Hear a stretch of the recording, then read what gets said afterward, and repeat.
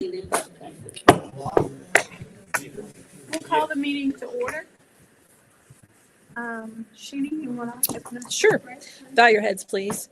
Heavenly Father, we thank you for giving us the opportunity to come together this evening, and we ask that you're with us as we make these decisions to do what's best for Hardy County Schools. And Father, we ask for wisdom, guidance, and discernment in all the decisions that are made this evening. We ask these things in Jesus' name. Amen. Pledge allegiance to the flag of the United States of America and to the republic for which it stands, one nation, under God, indivisible, with liberty and justice for all. Somebody's phone. Emily, how about if we start introductions with you? Emily Ford, Jessica Markwood, Josh C. Sheena Van Meter. Sean Collars, Janet Rose, Roy Harper. Warren Staggers. Jennifer Strawderman, Doug Hunt. Dixie Bean. Melvin Shook. Okay, welcome everyone. Thank you all so much for being here. There are no comments this evening, so first up for presentation is Josh C. Yeah, so the first one is a school calendar. I took passed around to you. What I did is I just printed out the rules for the calendar. I'm just going to highlight a couple of them, not bore you to death with all of them. But these are the guidelines that we have to go by in order to create that calendar. My intention is to send out an email on Wednesday and try to get each building or group of buildings to have a calendar to us within a 2-week period. So the instructional term must include at least 180 instructional days. The employment term must include at least 200 days. An equivalent time option is chosen, and we try to do our schedules where we do meet that criteria. That's the bank time that you hear us talking about all the time. As long as we all meet the bank time, that's what that goes by. So each one of those hopefully will apply to us. And it's up to 5 professional learning days may be scheduled. The employment term must include exactly 20 non-instructional days. Non-instructional days must include exactly 6 outside the environment or OS days. You can have up to 2 outside school environment days may occur on or before the 130th instructional day. When you put all these in, it tells you whether it works or not, so it makes it really easy. It's user-friendly as can be. Non-instructional days must include exactly 2 prep days and 1 for opening and closing. And then non-instructional days must include exactly 1 prep for school opening days. The non-instructional days must include exactly 1 prep for school opening closing day that occurs after the last day of the instructional term. Employment term must include at least 6 faculty senate days. Skipping down, all graduation dates must be filled in and occur on or after the 175th instructional day. That was the new rule that came to us a couple of years ago that still a lot of people are not used to with that 175th day. And then the last one, really the last day of the first semester must occur after the 82nd instructional day. Those are mainly the rules that govern us, well, these all govern us, but those are the main ones that we really look at when we start creating. The survey that I hope to create and get sent out to faculty, staff, students, and the community if we can through social media and whatnot. The questions that we've used in the past, there's no reason, unless you guys have another one to add to it, I wanted to bring it up. What best describes you, student, staff, parent, community? Which range of dates? So the ones that we used in the past was early August to mid-May, mid-August to late May, late August to early June. The calendar that we created this past year that we are on right now is a late August to early June calendar. Which type of spring break? Short, meaning Friday or Monday with a lot of times it's Easter in there, or the full break, the full 1 week. And then our last question was, where do you prefer the first PL day? Columbus Day or the end of the first 9 weeks? I've always done Columbus Day in there since I've been here, just because it's one of those holidays that a lot of places are closed. It gives them a 3-day weekend. We've never gotten it. It's always been that first or the end of the first 9-week period. Are there any other questions that you would like to see on that survey that would govern anything that we would put out to the calendar committees as they create? Is it working okay with the VOTEC? Did all that work out okay since we were on a different calendar? It worked out for the first 3 days, and then the kids had gone regularly, and then it sounded like they realized they weren't getting in trouble if they didn't go, so they stopped going. So I think it was 9 days? 9 days. Yeah, so they almost 100% attendance the first 3 days. And then they were students. And then they learned stopped. That they weren't going to get in trouble or weren't going to be counted if they didn't go, Yeah. so they didn't go. So transportation wasn't an issue. I guess that's important. And we talked about it, if that calendar would be selected again. I think we work with South Branch to say, you can't miss. You have, miss more than one day and you can be removed from the program unless you have a legitimate written excuse for doing so, because it sounded like they didn't have any issues getting there. They just weren't being held accountable if they didn't. And so I wouldn't have gone either, probably, So I think we just need to change what the expectation is from us and with South Branch in conjunction with. And I think that would be easy enough to do. I did receive a sheet from Pendleton County and the calendar that they're submitting. The calendar that they're submitting for vote with Grant County has an August 12th start date with a students ending on May 27th, staff last day 6/1. Have you gotten grants yet? I have not. It was I've not later, gotten right? grant. They're still, they haven't voted yet. They're Okay. Still going to vote. When I looked at the calendar, if you just look at it real quick, the one that really makes sense to me that kind of goes with what we did last year, it looks like an August 24th start date for us would be reasonable with what we voted on last year. So that still puts us quite a few days apart when you look at, I don't know if that one will get it because August 12th is really early. We did ask Grant County and Pendleton if we could submit. Submit ours into their voting. And they they didn't want to came do that. back with where you can put ours into your voting. So But they didn't want our So calendar. it sounds like they kind of coordinate together those two Mhm. counties, almost. that's the way it's gone. I mean, 4 or 3 years that we were together and did it, it was pretty much the one that Grant County created usually was the one that got voted in. Yeah. Yeah. And it's almost like they collaborate, which That's one what they I'm want to saying, get, yeah. that we're just outnumbered in that sense. Yeah. Hardy County would be heavily favored to the later start date, but the earlier start date got the most votes. It's what Grant Pendleton won. Democracy is great. So how many days, if they start on the 12th, how many instructional days would our kids miss? It should be very much the same. Yeah, no, it'd be somewhere similar to the 9 days. It'd be a Yeah. single digit number. I We mean, miss that 9 days, like I said, that's a lot. That's a lot. uh, And some of those kids apparently this year did miss that many days, right? Some didn't show up at all. Well, Because there was no punishment. correct. Yeah. say we did start on the 24th. I have it here for you, Mr. Hunt. Say we did start on the 24th and our students started on the 31st, this year would be 7. Okay. So it'd be 7 days of vote day. But that's still, if you missed that, still too bad. Yeah. I don't think they should have the option to miss. No. Yeah, there needs to be some coordination as far as punishments. Yeah. If they don't show up, you have Well, to stay 7 days. it puts the, Yeah.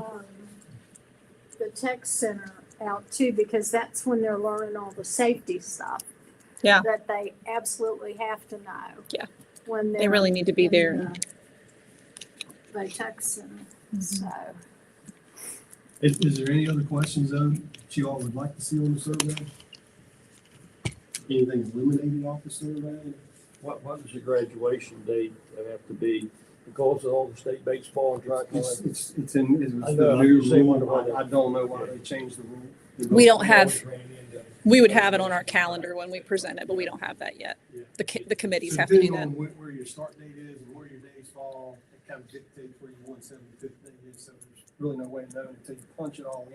And Well, I then, know, I always taught the Dickens because our graduation was always during the state track meet. yeah, And I always missed those kids. And I did do it on purpose because, you could. right. Well, everybody else will be out by the time we finish up this year, right? The way our calendar falls, we'll be much later than Yes.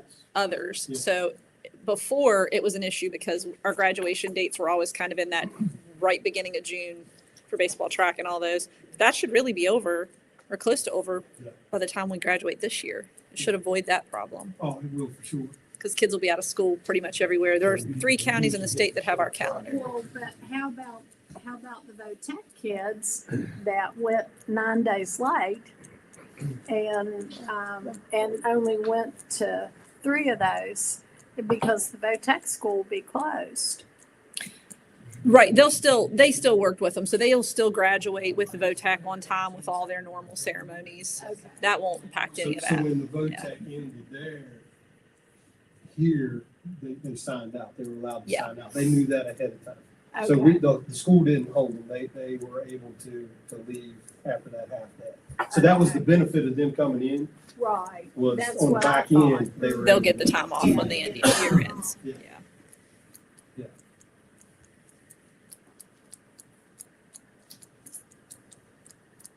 Okay. Thank you. Yeah, I'll change gears real quick and I'll jump right into the next one.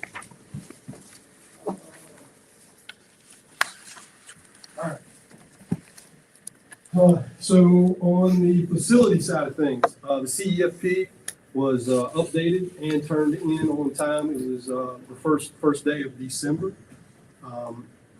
We changed the Moorfield Elementary School. We marked that we had completed the first round of the Moorfield Middle School roofing and HVAC piece, and updated that we took Moorfield Elementary off, or updated the cost or something, because we're getting ready to start that with energy savings. Yeah. Minor Just changes. Yeah. Minor changes.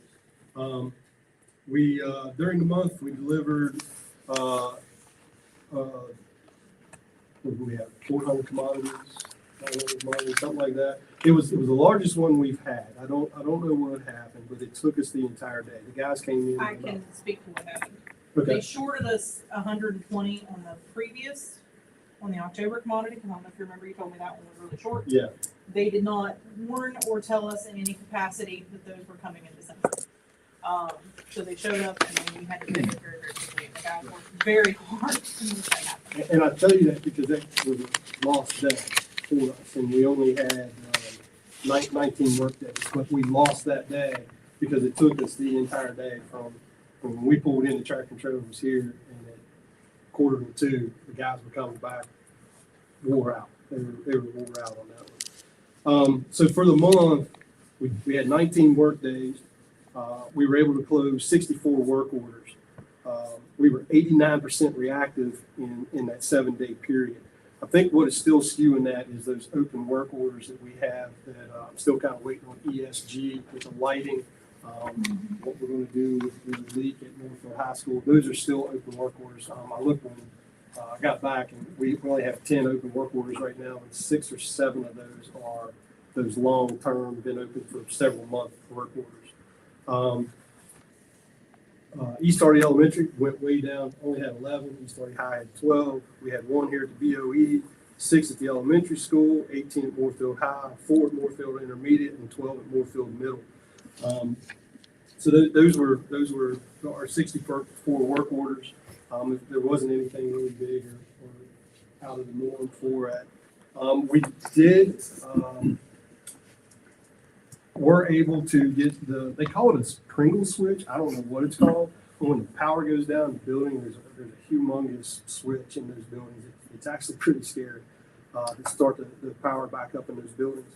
The one at East Hardy Elementary School had failed us. We couldn't get it. We actually had to have Lloyd come several times and reach in there and manually close it with a set of lineman pliers, which was even more scary.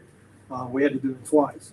I brought it up to Jeff Allred with ESG, and ESG actually took it and they paid for that to be done.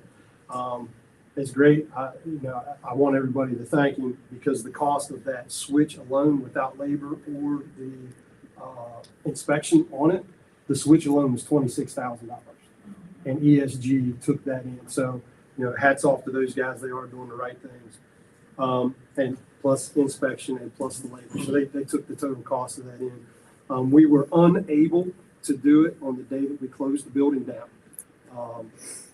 We found out last minute. We didn't know if it was the power company. We were letting guys off for Christmas, but they couldn't find an inspector. We even tried to find an inspector on our end, but at 8 o'clock in the morning on New Year's Eve, Trombone Electric called me, and they were actually at the wrong building, and they did it. that morning and didn't record time. They did it in about 4 hours when they thought it was going to be 10. Now, I just want to add to that we did have confirmation from them that they were going to do it multiple times on the day we closed the school. So it wasn't like we I wanted waited. to let you know it did not They said happen. they were going to do it, and then It didn't happen, and it was a last minute thing that one of the outfits, I can't remember which contractor, was like, you need to get this inspected before we can turn the power back on.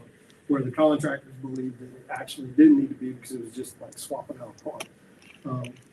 Anyways, anything on the facility side, that was pretty much all I had with, no, I'm lying to you. ESG, their updates, they're close on the lighting on East Hardy High.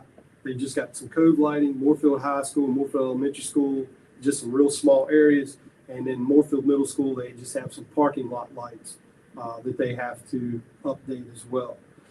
Jeff and I went through with one of the contractors and did a punch list on the envelope and plumbing. Those guys said that they were done. We were not impressed with their work, so they will be coming back. The envelope guys, I believe, will be back this week, and the plumbing guys will possibly be back next week. And all the solar panels are on site. Along with that, or away from that, next week on the 13th and 14th, the state legislation that came out last year that said we had to have the new mapping system. We were able to go and we got our guys, I sent all the information to them. They will be on site next week on the 13th and 14th.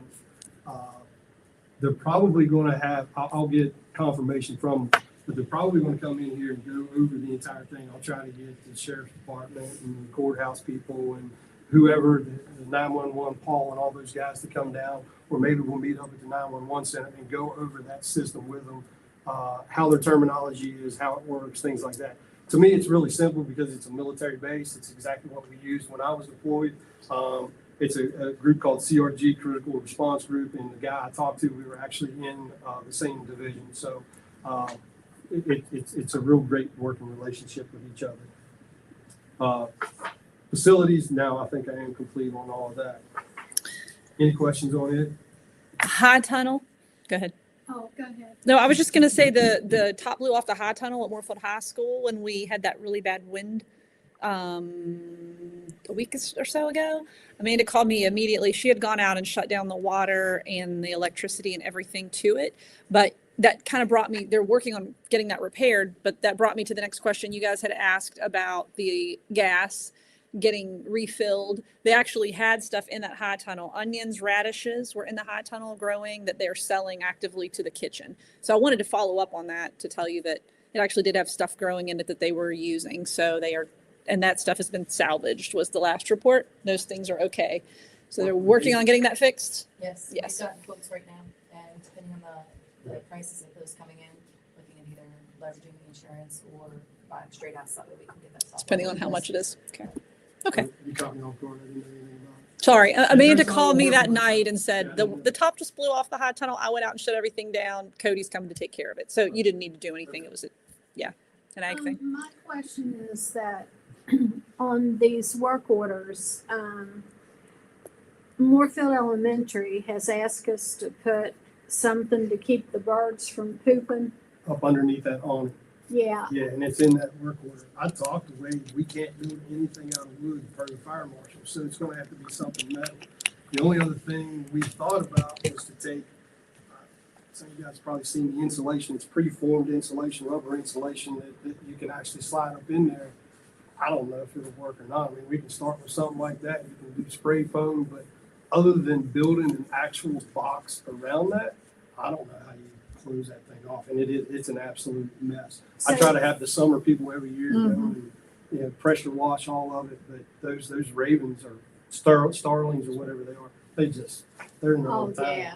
Yeah. So are they getting up underneath? Yeah, the so awning it's metal, it's metal, so you have your texture, and then there's one straight bar across. So they're just going in where it mounts up, they're just going right in, going right behind the metal, and they're in there. Yeah. And it's back there's the issue, but then you come to the front side of it, and they can still nest and whatever, but you have the same thing on the front side. So it's almost like you have to box the entire piece. How about have you seen the stuff they use for pigeons, the nail rails? It's a Spikes. metal piece and there's spikes all along where they can't. I looked at, there's some notes, I don't know if those notes show up on your else. I put notes in there that there's some deter things that you can get bird noises, hawks. Oh, You it'll can have really the scare owls. them I don't for know a if it short works on the period of courthouse, but I time. hear it all the time. No. Yeah, but there's those They're things, not there's no use in anyway. wasting money on it. I didn't know what the long-term fix would be for this thing, and kind of be more of a summer project again for us as well. And last summer, we couldn't figure it out. Well, I wonder if the roof guy, if he could put Possibly. maybe, Do we know who built it? Because it's an add-on. I have no idea. I don't, No clue. I don't know if that's, is that, you know what that's like that? Pretty sure you know. It's been a long, time. long time. Yeah. Okay, 'cause it's definitely an add-on. It's not part of it. Okay. well, they found it and they like it. And what I worry about is all the damage it's doing up Up in- underneath. Yeah, well, it's all metal. So it's metal back So to they brick. haven't Yeah, they can't impeded access- into the No. attic or No. anything. No, or they can't whatever. access the building at all. It butts right up to the brick. Okay. Yeah, so you just have And that it opening gets and sun then. on it, so Mhm. it's nice and warm for them. Yeah. So they really like it. Yeah. But I mean, I know they do make that bird stuff, but if the spikes aren't close enough, they'll just get go in between. between them. Take that one first, because they're not near as big as a pigeon. Right. No. And, Cats, that's the answer. that gets them over there with the roads, But, yeah, it is a problem, and it's not healthy. No, no, and they're dragging it in the building. Yeah, Yeah, because they're all walking underneath of it and dragging it in. All the kids ride the bus anyways, yeah. Yeah. I'll keep brainstorming. If anybody has a great idea, I'm all open to it. But we can't build it out. put an Lumber. electric wire up there so they go through. Get zapped. Then you'd have trouble with PETA. Oh, yeah, I'm sure that's true. We put diapers on them. Job opportunity. There we go. Over on the transportation side, we are now, because of all the issues throughout the state with, unfortunately, the DUIs and the accidents with transportation in other counties, we are now being federally audited, which is something that never happened before until last year. The FMCSA was here and audited us. We went through it. Everything was in order. Irena had everything lined up. Everything those guys needed was right there. They didn't find anything on us on that. And then my last piece is the buses are ordered. I did expedite that handicap bus, and they should be. He said 5 months, so it'd be 5 months on the 77. But that handicap should be here in about 3 months. Yeah. Hopefully the weather stays good. Thank you. Thanks so much. Okay.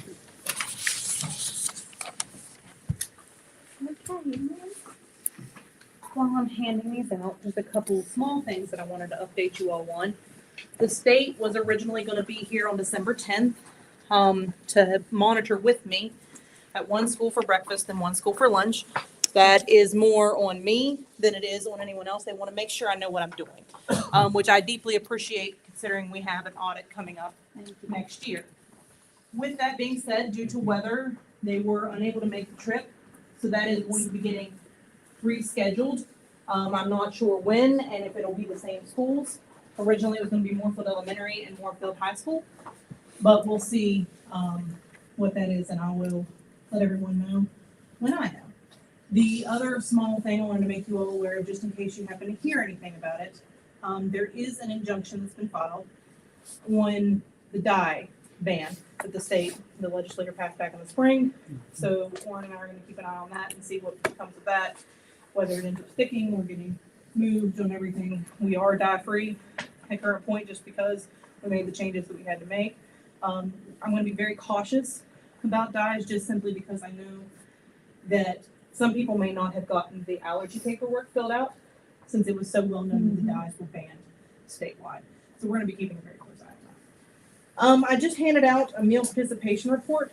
So what I did is I broke down, this is just August through the end of December, 24 versus 25, and per site, and breakfast and lunch. So I've given you meals served at each location for breakfast and for lunch in both years. But what I want to pay more attention to is the percentages of students that are eating. Because the meals served, you can see that they've gone down from 24 to 25, but as we all know, enrollment is down from 24 to 25. So the bigger the impact for what we're looking at, reimbursement and everything, is the percentage of students that are eating out of the students that are currently enrolled. So with that being said, breakfast in the county is up roughly 2%, and lunch is up roughly 1%, which is pretty flat. That's good. I'm happy with that. We don't have any major reduction there. Going by school, East Hardy Elementary doesn't have any significant change. They're down just a tiny bit. East Hardy High is down. Their breakfast numbers are down about 5.5%, and their lunch numbers are down about 3.75%. However, with that being said, East Hardy High's percentage of eating is still pretty good compared to the rest of the county, and definitely compared to the other, especially breakfast. Their breakfast is still doing better than Moorfield High or Moorfield Middle. The older kids, as we all know, they want to come in at the last possible second. They want to eat somewhere else.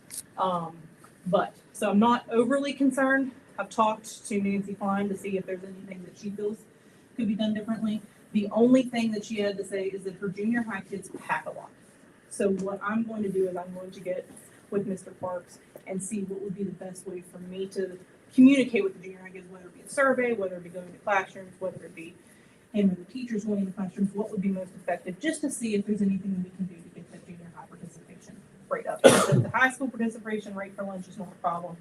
Junior high is the ones that they just want to pack every day. Moorfield Elementary is up. They're up a little over 4% for both breakfast and lunch. Moorfield High, I'm very pleased with. They're up over 5% for breakfast and 7% for lunch. That was a really concerted effort, looking at Moorfield High's breakfast numbers last year and getting that up, especially, again, they have so many options here in Moorfield that they can grab on the way to school, so that going up is a really big win. Moorfield Intermediate, their breakfast is up about 3%, their lunch is down about 3%. So I've also talked with that kitchen staff. They are saying that the biggest thing that they're hearing from the kids is the kids are tired of certain meals, repeated meals on that. That is something I hear across the county, is that this 5-week cycle menu, some kids are getting sick of things. This is the only school where I'm seeing it impacting our numbers. So I also want to get in and get a better feel of whether it's just a couple specific things, what changes need to be made that are feasible on that, if any. It may not be any, it may just be this is just normal with everything. And then Moorfield Middle has not had any significant change really as well. Overall, I'm pretty happy with our participation this year, but I am trying very hard to keep the menus flexible and living so that I can get feedback on what the kids are actually eating. Because sometimes it's something suggested like having spaghetti more often. And then after just a couple short cycles, then they tell me that they're sick of spaghetti. So some feedback, when it plays out, doesn't work, some does. So just trying to keep that living and not getting too precious about anything. I want the kids You to still serve chili and hobo buns?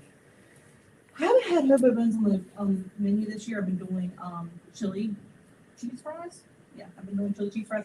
And hobo buns is going to get added back into the cycle menu because I've been told that those. I honestly didn't know what they were. Yeah. I never heard of a hobo bun. Those things are precious. You don't mess with the hobo bun. See, that's what I've heard is really, there's the hobo buns. And I'm like, What's a hobo bun? So when I cut it down from 6 weeks to a 5 week, let's see this. But yes, I'm going to get hobo buns out of it. Any questions, comments, concerns about the participation?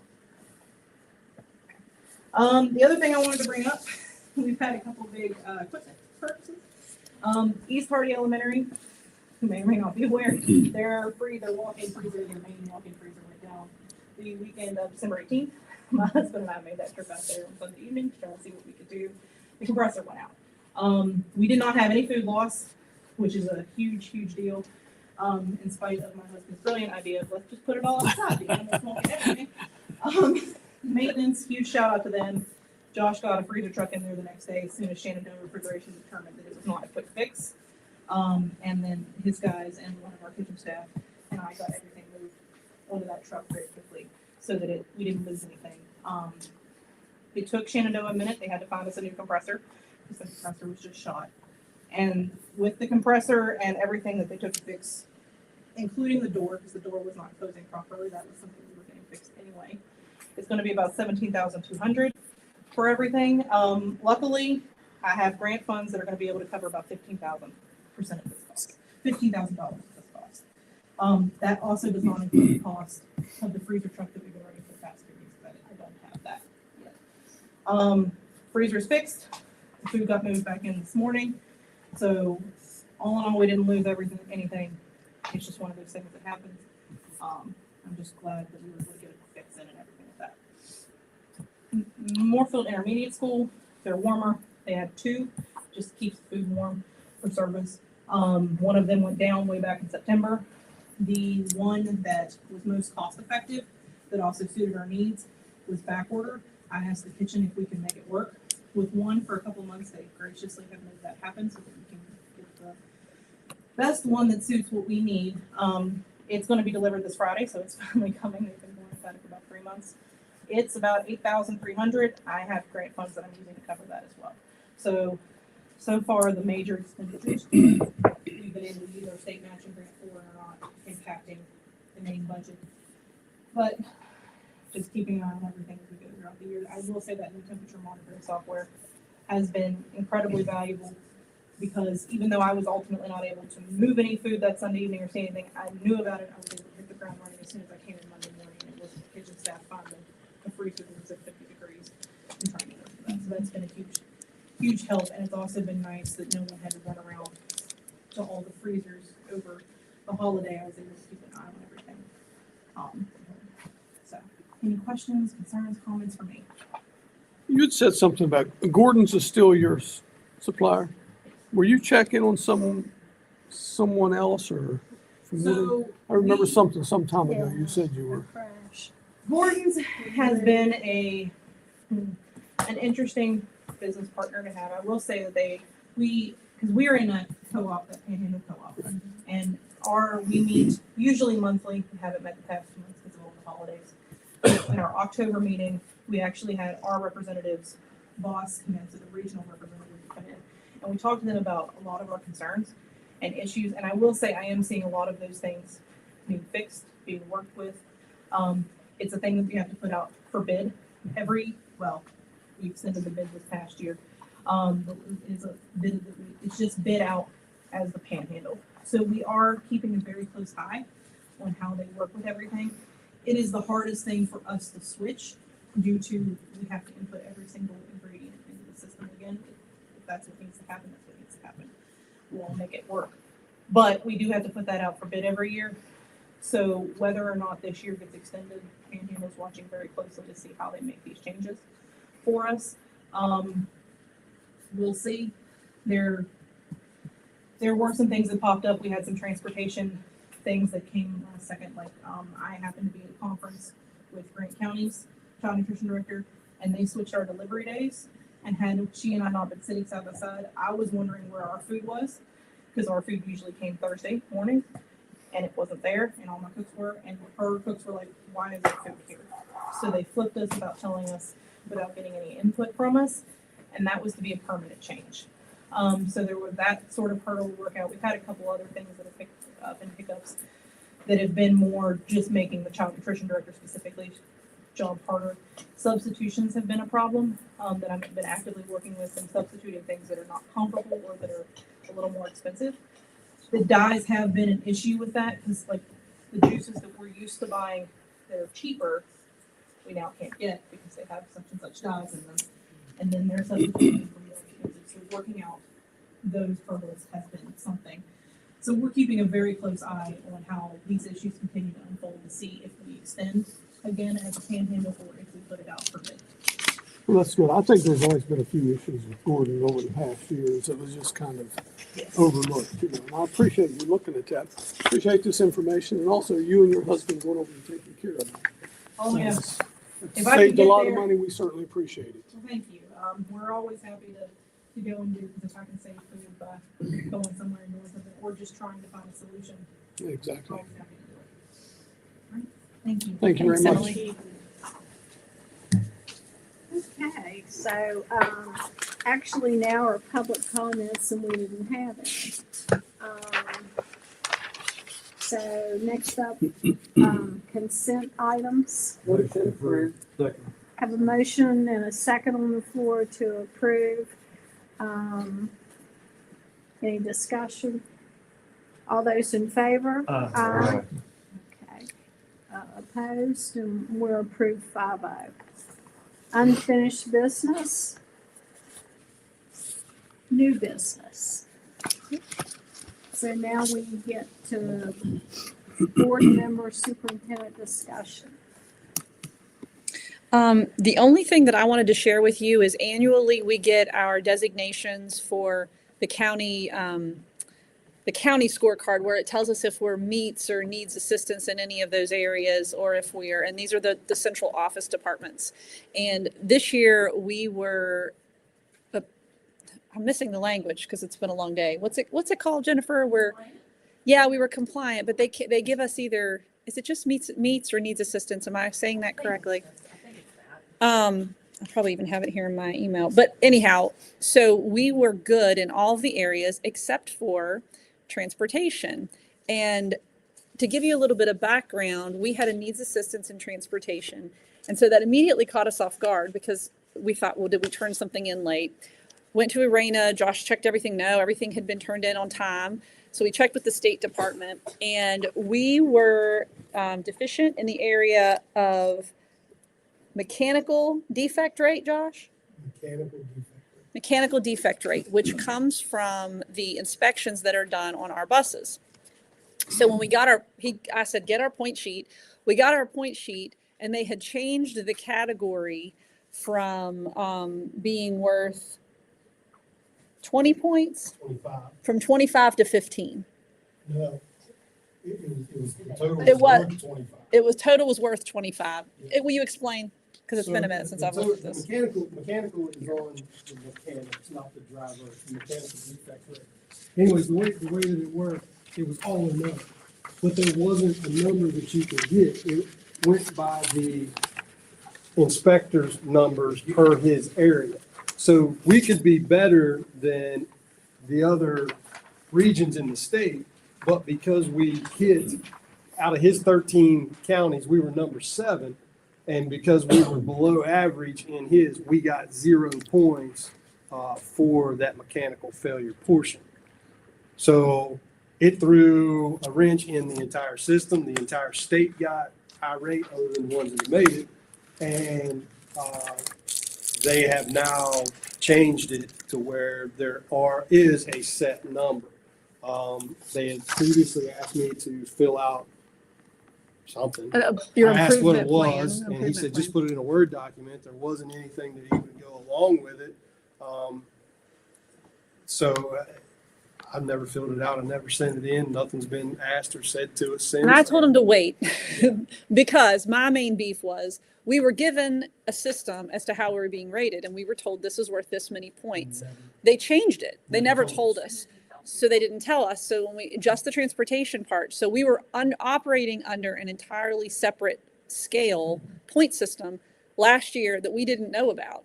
So then it all comes out and it was like, yeah, we changed this back in, I mean, it wasn't even at the beginning of the year. So I was very upset about that. And I immediately wanted to know, when did you change it and how did you communicate this with us? Because as the superintendent, it's my responsibility, and my directors will tell you every year, I say to them at the beginning of the year, make sure you know what your standards and your expectations are, what's your plan of meeting it. And then midway through, I say, check, call your people at the State Department, find out where you are. Are you on track to meet your goal? Everybody did that. Well, and the Lacey guy was new at the State Department last year. So Josh sends me the email and he had asked, and the guy was just like, yeah, we won't know till the end of the year. Didn't say, well, don't forget, this is the new point system. Here's a reference for you. Never mentioned it, just simply says, We won't know until the end of the year. So I was pretty hot to trot, let me tell you. So I reached out a couple times, couldn't get anybody to email me back. Called, had a conference call. Finally, poor Alexandra Kreiner, who works in the improvement, she said, yeah, we've heard from lots of counties. We know you're very upset. We're fixing it. We're going to work on revamping the system. So, you know, if you don't meet, or if you're in one of the lower percentages in your county, you at least get partial points instead of 0 out of 25. You could get, 10 or 15 or, so anyhow, I said, well, I want to appeal this. I want to file for a waiver, and I want you to, because you changed the system and you didn't tell us, I want a waiver granted. She's like, well, you can certainly do that. And so I'm giving you a copy now of the letter that I submitted on October 31st to the state superintendent, Mr. Lacey, who's over transportation, the assistant superintendent, Jeff Kelly, who is over Mr. Lacey. Spoke to him, Mr. Kelly, personally, and said, in person, and said, I'm just telling you that I'm doing this because I'm very upset at how this was handled. And I don't think it's fair to a county who's trying to do all of the things correct, that you, one, change the system that you're using, and two, that nobody's communicating it to us. And you wouldn't do that to a student. If you're wanting to teach a kid, you're giving them feedback, you're trying to help them accomplish whatever those goals are to be better. They couldn't even tell me what the standard was. That was one of my questions. What is the expectation? What's a really good rate for us to have for mechanical defect? What's a really bad one? Nobody knew. So made a bit of a mess, but I messaged immediately. I texted Jeff Kelly and Michelle Blatt when I submitted this, and I said, I have to do this because it's a matter of principle right now, and I'm mad. So I'm sending this letter in. To this day, I have not gotten a response from anybody. They acknowledged that day that I had submitted it and said they understood, but they've not responded. So I've been holding this for a long time, waiting and I told Sean, I said, I'm going to wait because I'm going to hear back. They're going to eventually respond to me. No one has responded. So you're getting it now without a response from the State Department. But I wanted you to know that what had happened and why we are, needs assistance. And I told Josh, don't submit the improvement plan because they can't tell me what they want. So I don't know what the improvement plan needs to say, because really we could be better than over half of the state. And do you write an improvement plan that says we just want to be better than half the people that are rated in our district, no matter how good or bad they are? So at the fall transportation, they did come out with a new point system. Our rating was a 0.55. 0.55 meant that every other bus had a kid. I saw the entire list. There are counties that are way over 1 per bus. With the new point scale out, we get 20 of the 25 points with the new rating. So maybe they've let that pass and they're I'm sure. accepting the new rating system. Nobody's gotten back to either one of us, so we don't know. Fingers crossed. And her blood pressure goes up. Oh, it made me mad. But I wanted you to know, because we work really hard, as you guys know, to meet in all those areas. It's important for our county. And I'd been very proud of the fact for the last several years we had done that. And this really upset me. And then when I found out it was because they changed things and didn't tell us, really made me angry. But now you know what I submitted. And again, like you said, it's changed now. It shouldn't be an issue moving It forward. was a but- statewide issue. It's not a Hardy County issue. It was a statewide issue. Yeah. The needs improvement on that. I think Grant took my letter and modified it and submitted it as well. They also didn't meet, and that had never happened there. So I just wanted you to be aware of that piece. And that's the only thing that I had that I wanted to share. That would have made me mad too. I did. I was Dixie mad. I was Dixie mad. I want to thank Pendleton County for inviting us up today. I thought that meeting was good. It's great. It was good to see all of us there. We represented Hardy County well, I thought. I agree. And thanks to for all the board members for going into the directors that were able to make that trip up. That was a good showing for Hardy County. Okay, next up, future agenda items. Anything? Okay, announcement, our next meeting is January 20th. It's actually on a Tuesday because of Martin Luther King Day. And it will be at Moorfield Elementary School beginning at 5 o'clock. Mission statements and accomplishments. I think the refreshments that the Moorfield High School hospitality and tourism provided outstanding. Really made our last meeting of the year special. And so did the choir. The music was added to the enjoyment of the evening. I was tickled to see the robotics, them doing the robotics, because I'd never seen any of that. That was neat. really interesting, what they. Yes, it was great to see all the students. I thought that Oh, night. absolutely. Make you feel so much better. I hope the other schools continue doing things like that as we have the meetings there. Yeah, for sure. You're absolutely right. Proud of them all. Anybody else have anything? Okay, so let's move on to personnel. Anybody need to go into executive session about anything? Are we good to proceed? Okay. I'll recommend the approval of the following service personnel hirings. Jillian Bowers, custodian 2 at MMS and central office, effective January 12th. Teresa Cook, both as a substitute aide and a substitute cook countywide for the 25-26 school year. Professional personnel hirings as follows. Emily Kiefer is a substitute teacher and a long-term substitute teacher for gifted half-time countywide with an effective date of January 5th, 2026. And the approval of the following resignations. Teresa Cook as an aide special education itinerant at Moorfield High School, effective January 31st, 2026. I have a motion and a second on the floor to approve the recommended personnel actions from the superintendent. All those in favor? Aye. Opposed? And we're approved 5-0.